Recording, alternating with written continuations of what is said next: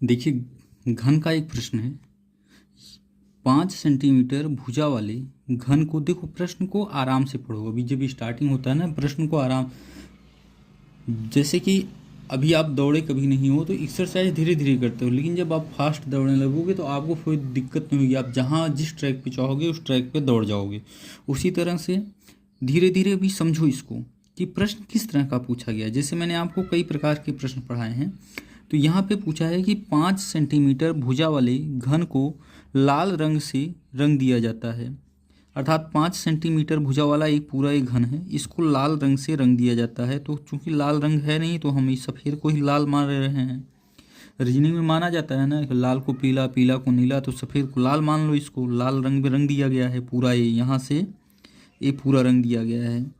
इसके बाद 1 सेंटीमीटर भुजा वाले छोटे घन में परिवर्तित किया जाता है। तो यदि 1 सेंटीमीटर भुजा वाले घन में परिवर्तित किया जाए तो ये हमें बताइएगा आप। तो उपरोक्त आधार पर निम्न प्रश्नों के उत्तर दीजिए। पहला प्रश्न है, लाल रंगीन एक सतह की संख्या, मतलब ऐसी कितनी सतह हैं इसको कि जिसकी एक सतह लाल रंगीन सतह है। दूसरी, लाल रंगीन दो सतह, मतलब इस घन को यदि काटा जाए तो ऐसे कितने घन प्राप्त होंगे जिनकी दो सतह रंगीन होंगे। लाल रंग से रंगीन 3 सतह, मतलब ऐसे कितने सतह होंगे जिनके 3 रंग रंगीन होंगे, 3 सतह रंगीन होगी। चौथा, रंगहीन सतह, मतलब ऐसे कितने आपको सतह प्राप्त होंगे जो रंगहीन होंगे। तो सबसे पहले देखो हम क्या काम करते हैं कि n ज्ञात करते हैं। क्या? n को ज्ञात करते हैं। सबसे पहला काम होता है n को ज्ञात करना। तो n को कैसे ज्ञात करेंगे बताइए। देखो n बराबर होता है बड़े घन की भुजा। तो बड़े घन की भुजा कितनी है? 5 सेंटीमीटर बटे छोटे घन की भुजा 1 सेंटीमीटर। यही फार्मूला होता है ना, n बराबर बड़े घन की भुजा बटे छोटे घन की भुजा। तो 5 आ गया। n बराबर हमारा कितना आ गया? n का मान हमारा 5 आ गया। यही आ गया, n का मान 5 आ गया। अब देखो हम इसको कैसे निकालेंगे। सबसे पहले हम देखेंगे एक सतह, अगर एक सतह रंगीन है, कितनी?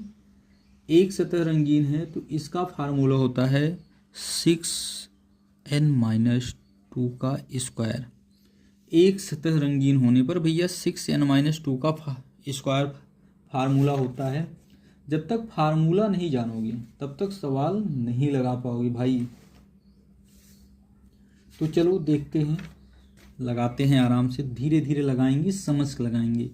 तो रखो वैल्यू, यहीं पे रखो इसको। 6 करो, कोष्टक में लिखो 5-2 का स्क्वायर, ठीक है। 6 गुणे 5-2 का मतलब 3 का स्क्वायर। 3 का स्क्वायर बराबर 6 गुणे 9 बराबर 9 छक 54। कितना आ गया? 54 आ गया। तो लाल रंगीन एक सतह की संख्या कितनी होगी भैया? 54 होगी, यही लिख दें, ठीक। इसके बाद दूसरा प्रश्न हम लेंगे। दूसरा प्रश्न, लाल रंगीन दो सतह की कुल संख्या। क्या? लाल रंगीन दो सतह की कुल संख्या, इसका फार्मूला होता है 12n-2। देखिए जब तक सूत्र नहीं जानोगे तब तक आप नहीं लगा पाओगे।